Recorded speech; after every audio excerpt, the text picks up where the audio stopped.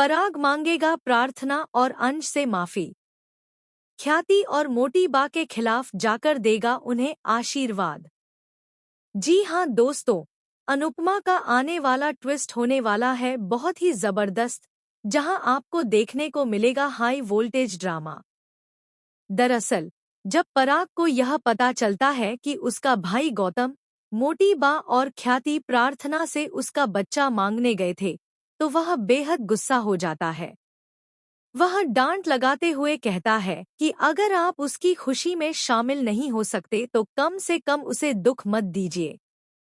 यहीं पर पराग यह भी समझाता है कि जब तक आप मुझ पर अपना हक जताते हैं, तब तक प्रार्थना को उसके बच्चे से कैसे दूर कर सकते हैं।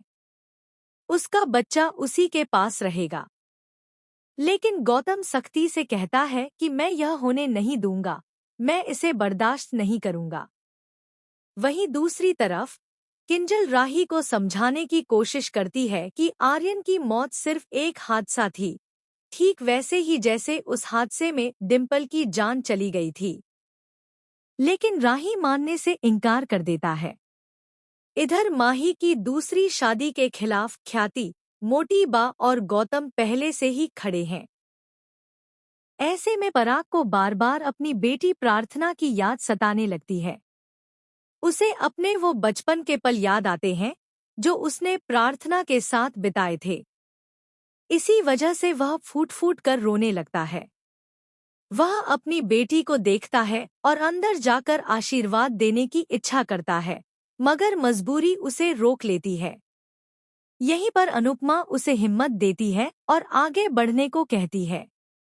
इतना दुख देने के बाद जब प्रार्थना अपने पापा को देखेगी तो वह बेहद इमोशनल हो जाएगी।